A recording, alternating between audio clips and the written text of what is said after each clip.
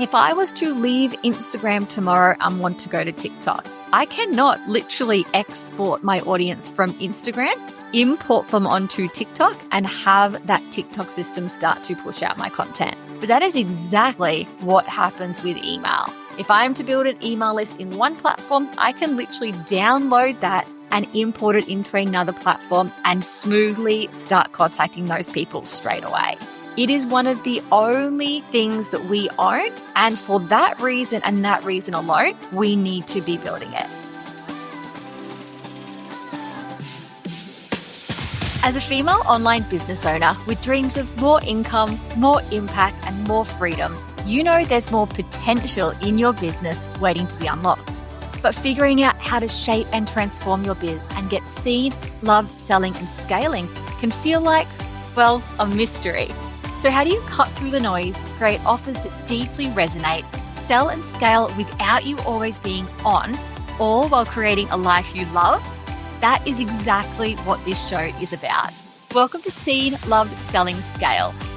I'm Corinda, your small biz marketing sidekick, digital offer strategist, and online biz bestie. With tens of thousands of digital offers sold, tens of thousands of people helped, and millions of dollars in revenue generated in my own business as a small business owner. And through this podcast, I am here to share it all. You'll gain clear, actionable insights, strategies, and shortcuts to master your online marketing, build scalable online offers, and create a business model that works for you as much as it works for your people, so you can grow your income, amplify your impact, and free up more of your time. Let's get started. Hello and a massive welcome to you. Welcome to this episode of the Seen, Loved, Selling, Scale show, where I want you, if you will allow it, to play a little role play with me. I want you to imagine that you woke up tomorrow and Instagram no longer existed, that it had been taken down and that we were no longer able to see content or post content all around the world. What would happen to your business if that was to happen? Would you be like, okay, this is rough, but I'm going to pivot to this other marketing channel that I've already had in my business? Or would you be absolutely panicking and not knowing how to contact your customers or your audience, and also not knowing where to turn to next? Because the reality is, with so much love, this isn't meant to be scary, but the reality is that is exactly what happened recently to a group of people when TikTok went down. We literally had a whole group of humans in America that have built their businesses, built their lives using this platform as outlets. They had TikTok go down for a number of hours, and at the time of recording this, it is back up, and we're not to know what will happen in the future with that just yet. However, this was the reality of what happened on a mass scale. And here's the other thing. We see people do lose social media platforms. Touch wood, I pray it never happens to you, but this does happen on a smaller individual scale as well. And then the other thing we see is Instagram algorithms or social media algorithms significantly change overnight. And we're able to figure out an algorithm and work with it and start to see maybe stable-ish results if we kind of figure out. And I'm not talking like figuring out how to go viral. I'm talking about our audience are liking carousels at the moment and we like this topic and this happens. Then all of a sudden this new content type comes in overnight and somebody's stronger at it than you and they're dominating it. And now you've got to learn this again. There's a dip in your business. And we definitely saw this when Reels came in, right? And so what we can see here is that social media is an unstable element in our businesses. It is a brilliant element in our businesses. I do need to say that. And this podcast episode is not about telling you to get off social media or demonizing social media, because I'm a content marketing sidekick. My job is to literally help people over at This Is Co to create a system of content marketing that makes them money in a small business friendly way. And one part of that can be social media. And while it's available to us, should be social media within reason if that aligns with you, because it is an amazing platform that many of our ideal clients and customers are on. But here's the thing. It should not be the only platform. As business owners, our job is not to build an Instagram account. It is to build a business. It is not to build an Instagram account. It is to build marketing channels that make us income and impact. It is not to build an Instagram account. It is to build a way that we can get our message to the world easy and effectively for people to see that we are the one for them. And so many people do mistake building a business and making money and income and impact with Instagram and Instagram alone. But it can be just one powerful part of our strategy. Now, if I am to play this role play myself and I woke up tomorrow and Instagram was down, there are certain things in my business that I would flick a switch to go to straight away, or I would increase in my business. And in this episode, I am going to go through those with you so you can start to have a think about your marketing as a whole, and also ensuring that you also have not just backup plans in place, but you are operating from a place where Instagram isn't your only marketing channel, and looking at what else you might want to be doing and putting some eggs into some other spaces that can help you make money as well. So let us dive in. So role play time, let's go. If I woke up and my Instagram account was gone, Instagram around the world was gone, the number one thing I would be doing is sending an email to my email list. And if you don't have an email list, it is absolutely time to build one. And that is because email is one of the only audiences, if not the only audience, that you can actually own. If I was to leave Instagram tomorrow and want to go to TikTok, I cannot literally export my audience from Instagram, import them onto TikTok, and have that TikTok system start to push out my content. But that is exactly what happens with email. If I am to build an email list in one platform, I can literally download that and import it into another platform and smoothly start contacting those people straight away. It is one of the only things that we own. And for that reason and that reason alone, we need to be building it. But here's the other kicker, which is the best thing I think. Not only do we own this platform, but it is year after year after year, the highest returning marketing channel of any marketing method that you can choose in your business. So yes, we can create money directly off Instagram. Yes, we can create money directly off a podcast. Like I can literally say to you, go and check the show notes and you will find an email marketing content kit there to help you email. And you could go and check that. But here's the thing. The rate at which people will go and click that off my podcast or click that off my Instagram, the amount of people who will see this episode, who will see my Instagram really varies. Whereas email marketing, if I am to send an email out to my email list, we know that it reaches 80, 90, 100% of our audience, depending on like if you're getting email unsubscribes or bounces or spam, right? Like that's still a very small percentage. I can reach 80, 90, 100% of my audience on that list.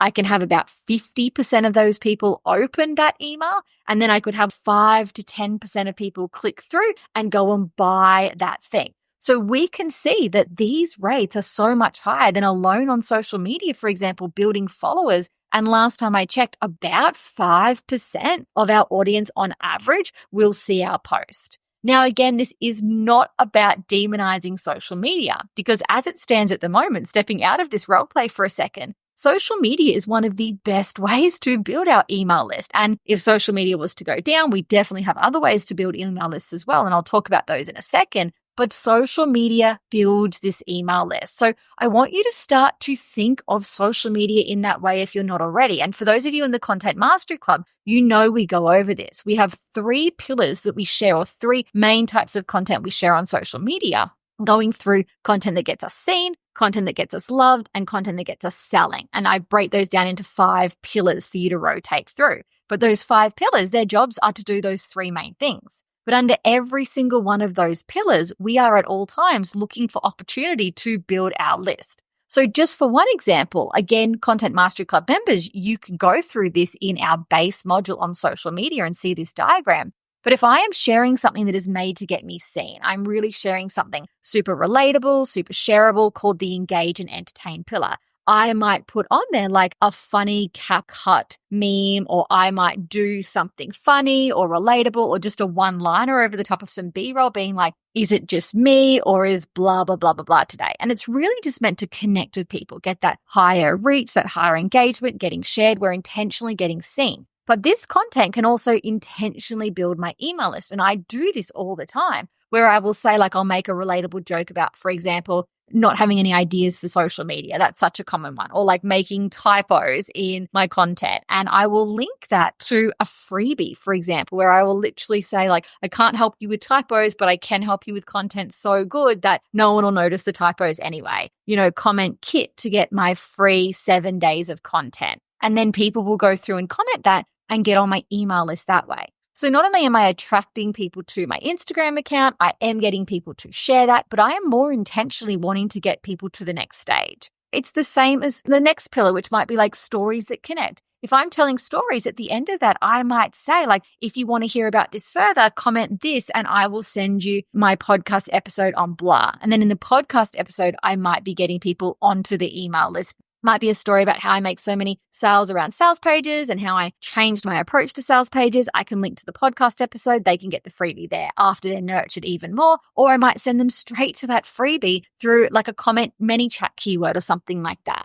I really want you to look at using social media to build your email list. And then I just want you to start to think about serving and selling to that email list imperfectly. Because this doesn't need to be something that is hard. This doesn't need to be something that feels heavy. I really embrace imperfect email marketing as a small business owner as you are growing. And so what that means is you could literally be emailing your list fortnightly. You could literally be emailing your list like I used to. I had a goal to email at least 40 weeks of the year, going no more than like 2 to 3 weeks at a time without an email. And so as long as I was achieving that, I was really happy. And I can tell you right now that even when I was emailing imperfectly like that, when that was literally my goal, I was still making an incredible amount of income and impact off that email list. My post might get seen by 10,000 people off that email list because, as I said, email is the highest return of any platform. I might spend some money getting people onto this email list. I might be spending time organically doing that, which is money. And on that email list, I am likely to return, this always changes, but it's about between $37 to $42 every $1. So if I was to spend like, let's just say $1,000 on going through and getting people to my email list over that time, I would likely make back like over time $37,000 over the life. Now, again, that changes depending on what services you sell and how many people you actually get to your list with that hypothetical $1,000. But that is essentially what happens. Whereas you might spend $1,000 on boosting a post on Instagram and yes, get some followers from that. But over time, those followers stop seeing you. There's algorithm changes, all of those types of things. And we just don't have that return on that longevity. What I would much rather is you put that $1,000 into a way to grow your email list. So this is the number one thing I would be doing. And if you don't have an email list, if you haven't been taking your email list seriously, this is the time to do it. An email list will elevate your business. It will make your business more efficient. It will make your business more effective. And it is one of the easiest marketing channels as well. No trending audio, no dancing on reels, no figuring out the algorithm, just having a really good, compelling conversation with your audience. And I wasn't kidding before. If you do need help with email marketing, you can click the link in the show notes for the Easy Email Marketing Collection. Or if you're in the Content Mastery Club or want to join, you will know we have an entire module on growing an email list, setting up your email platform, your opt-in pages, what your freebies could and can be, building those, and then serving and selling to that email list with templates in the club as well. So if you're looking for a really quick fix, the Easy Email Marketing Collection is for you. If you want that overall help me master this platform, come into the Content Mastery Club and we'll do that. But this is really, really, really, really, really, really something every single person needs to be doing. Now, the next one that I would also start to put even more energy into, but that already has amazing returns for my business, is really search-based content. And we're talking like blogging and SEO here. And this is going to change over time, specifically with like the rise of ChatGPT and AI almost taking over search engines in a way, or predicted to. Who knows what will happen. But what we have at the moment is people literally searching for things online in different spaces. And we want to know where people are searching for those things and how we can show up. So for example, people get on Google, and my people get on Google and they type in things like content ideas for Instagram, hooks for Instagram. And I've specifically written some blogs on my Instagram about that. And people find me through that. And in the blog or at the end of the blog, it says, buy this product or get on this email list. That is literally a traffic channel for my business that works incredibly well. And the best thing about this, and this was even before ChatGPT existed, is that the way that I wrote those blogs was simply taking something I was already talking about on social media, on Instagram, and making that into a blog. And now that ChatGPT exists, creating those authentic blogs from your ideas happens in seconds. Literally seconds. You can have a blog about a keyword your ideal client are looking for on your website, and you can go through and have people find you that way. This really doesn't need to be complicated. And when I think about blogging for my business, I really think about as a whole for the week, for content overall. I think, what are my goals for the week? Like, what am I essentially trying to do in my business? So it might be that I have the launch for the Content Mastery Club coming up. And I'm thinking to myself, okay, so the things that help move people into the club is talking about things like brand clarity, audience clarity, content clarity, really taking different angles around that. So I'm already thinking of ideas that I want to be talking about, because the way I create content is with my find it, fix it, feed it method. And this is how I come up with all my content ideas. I find things that my IC are thinking about, and then I fix it or feed it, right? And so if it's a problem, I fix it. If it's a desire, I feed that desire and say, like, you can achieve this. This is how you could do it. This is how my client did it. This is how I've done it. And then linking that essentially to their next step as well. Or if they're having a pain point, it is literally about saying, are you struggling with this? I get it. This is what happens. This is why it's happening. Does that sound familiar? If so, like, you're in the right place. Or I can say again, like, are you struggling with this? Well, here's the fix for that. And here's a method. Go and have a quick win with that. And if you want to learn more, come into this space or buy this product or use this service or get on a discovery call, whatever it is. So I need to go through and start thinking about the pain points and desires that would lead people to those next elements, or that they're having around this next element. And so all that I'm doing when I'm thinking up these ideas is I'm knowing the platforms that I'm on, and I'm asking myself, like, how can I take these ideas and work as smart as possible to put these in different places? So I create a post on social media about that idea. I then elaborate a little bit more in stories about that. I then create an email about that. I then take the email and the post, and I can use ChatGPT to write an authentic blog about that. And then I can also link that blog to Pinterest.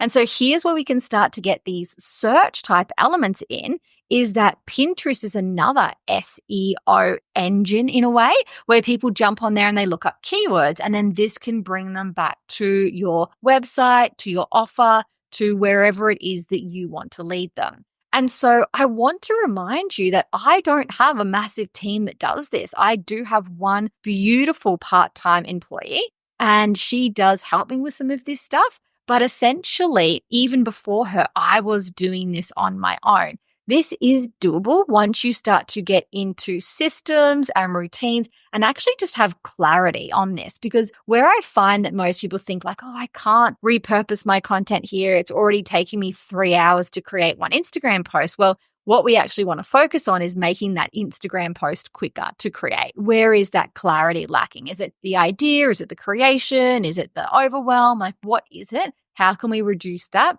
And then how can we take that same 3 hours and write an email in that time, and then maybe even just write a blog and leave it at that? Like, we don't even have to talk about getting onto Pinterest yet. But how can we, from this one effort that you're doing on Instagram, this one brilliant idea that you've already got, how can at least once a week or once a fortnight, can we make one of those ideas into an email and into a blog? This is the type of stuff that you want to start thinking about in your business. And hey, look, I understand if I really don't have it in me right now, this can be a longer term plan, or there are incredible virtual assistants out there as well that might be able to help. And it is also truly about leveraging AI to do this as well. And so back to our role play, if social media was to go down, I would most certainly be looking at what of this, search type, blog type marketing strategies could I be using? Now, the third thing that I would be using after that is really going through and seeing how I can collaborate to create additional traffic, to create additional connections, to create additional sales. And this is something you can be doing right now as well. So these things, again, do not need to be difficult. It can be something as simple as writing out to your customers and asking them if they want to be affiliates. Marketing has a cost on you, whether it's organic, whether it's paid, there is a cost to it. And so often people don't realize is that you may be able to go out to your customers and tell them that they'll get 10, 20, 30, 50%, however much is right for you, if they refer people to your business, and then they actually become the marketing vehicle for you. So yes, you definitely want to nurture them, provide them with help to make sales for you, whether that be collateral or images or graphics or social media, whatever that might be. But if you can provide this to your customers and they're incentivized, or to a group of people and they're incentivized to go out and sell for you through their platforms. Remember, social media is gone in this role play. So it's whatever they have, like word of mouth, their own podcasts or their own blogs or putting up flyers in the school, like whatever it is that they want to generate traffic for your business and referrals for your business, they get like essentially monetized and incentivized to do that. So I would definitely be trying to do some kind of affiliate or ambassador program. I would also be going through and looking at collaborating. So sharing audiences with a single person. Do podcasts still exist? Yeah, let's say yes. Can I get on that person's podcast? Can they get on my podcast? Can we share our audiences? What is it that I can do to work with complementary brands, humans, businesses to share our audiences? So we're not necessarily competitive against each other. I'm not a graphic designer going on another exact same niched graphic designer's podcast. There's nothing wrong with that. But essentially what I'm doing is getting a person that will really promote me to their audience and vice versa. So if I was a graphic designer for a website, I might be trying to get on a copywriter's collaboration, timeline, and then them on mine. And we can say like, hey, I am speaking with this fantastic copywriter. I love web design, vice versa. And so this is something that I would absolutely be looking at as well, would be like affiliates and collaborations in my network. And truly, this stuff is absolutely priceless, because not only do you have the benefit of actually having audiences that you can immediately tap into, be that, your customers, affiliates, or ambassadors, be that, somebody who is also within the business owner community that you are then collaborating with, but actually collaborating with people and having affiliates instantly increases trust. When I get referrals, so in my Google Analytics, I can see, because I do have affiliates, I do have people that refer to me, I can see that when people refer to me, let's say from their website to mine, it is one of my highest conversion rates. So when people get there, they already have a level of trust and belief in me as a business owner, because somebody that they know or trust has actually referred me. So I'm not out there saying, hey, I can help you, which is absolutely fine to do, and we should be doing that. It's somebody else saying, hey, Corinda can help you. And so those people land into my business already with this heightened sense of trust, this heightened sense of she's the one for me through these other people. So it is just absolutely brilliant, if you can, to be looking at some kind of strategy with this. And then the other one I would be doing is continuing my low ticket digital offer funnels and funneling traffic to those in other ways. Because sure, low ticket digital offers aren't exactly marketing. They don't fit into the marketing box. They are actually an offer type that can create income streams in our business and truly serves deeply the person on the other side. However, they also do act as a form of getting us seen, loved, and selling our next offers as well. So I would most definitely, even without social media, be keeping my low ticket digital offers in place and focusing on my blog traffic, my SEO traffic, my affiliate partner traffic, my email traffic, my podcast traffic, as I've just called out for you before, going through these low ticket digital offers where somebody essentially, it's an easy conversion. So, it's an easy yes a lot of the time for people to purchase these things. And then there's the old saying, people who pay attention. And what I mean by that is in no way harmful to free marketing, because people also pay attention to your free marketing. But there is a different level of attention paid when somebody has that skin in the game. When they've downloaded a freebie, freebies are amazing, and you will have people that go through those and move on to the next level. But when people go through a paid digital product and then can see something at the end of that or go onto your email list from that, there is this heightened level of attention that you can get because they have more skin in the game, more buy-in. So they're paying a little bit closer attention. They're opening that product up a little bit earlier. They're going back to it numerous times because there's different elements in it that help them rather than like a consumable lead magnet that maybe they've only just read and then thought that's amazing. I'll keep an eye out for what you've got next time. These people might have multiple touch points with your brand. So there's so many benefits to this. And even if social media did not exist, I would be still using this as an element in my business to make sure I was getting seen, loved, selling, and scaling. So there you have it. I really hope that this has started to plant some seeds or maybe even just let you know you are definitely heading in the right direction with your marketing or what direction you could be heading in your marketing.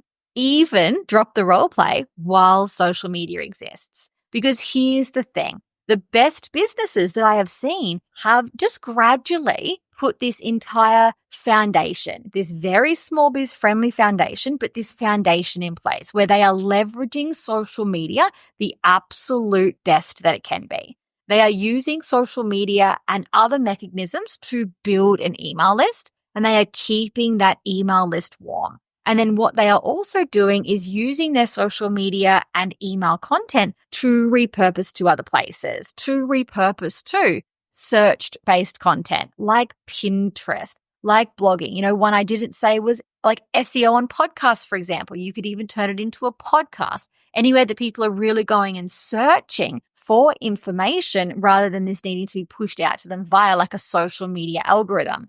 So the best businesses or the most sustainable businesses, the easiest lift businesses that I see right now are repurposing their content for social media and email that they've already dreamt up, they've already half created to these other places. And then they are also looking at other ways that they can get traffic into their business as well by leveraging off other people. And of course, in today's modern world where social media does exist, we can and should still be posting amazing content on social media to amplify the traffic through our business. And we can, and when you're ready for it, should be also using ads to amplify that traffic as well. And you can be sending that traffic to a low ticket digital offer from anywhere in your business as this like easier entry point, high converting, people who pay attention element that shows people why you are the one for them at a different level than free content to then warm them up even further to show you're the one for them and move them into the next elements of your business, as well as acting like an income stream in its own.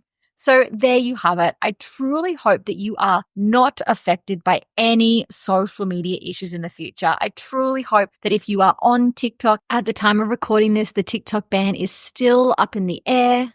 I truly hope that everything goes well with that and you are able to keep your place on TikTok and keep doing what you love and serving and selling and creating there. However, at the end of the day, if something is to happen, I also want you to be prepared and I also want you to have these backups in place. But more than that, even while you're using social media, I want you to have more stable, more sustainable, more leverageable, an easier marketing plan in your business. And that also comes down to having just 1 or 2 or 3, build these things up over time, extra marketing avenues all playing their part for you. That way your eggs are never just in one basket. That is all from me. I really hope that this has helped to inspire something, ignite something in you. And I cannot wait to see you in the next episode where I will help you in a different way get seen, loved, selling, and scaling. Thanks for tuning in to another episode of the Seen, Love, Selling, Scale podcast. I hope today's episode left you feeling inspired, fired up, and empowered to make serious moves that align with your goals and version of success, both in life and business.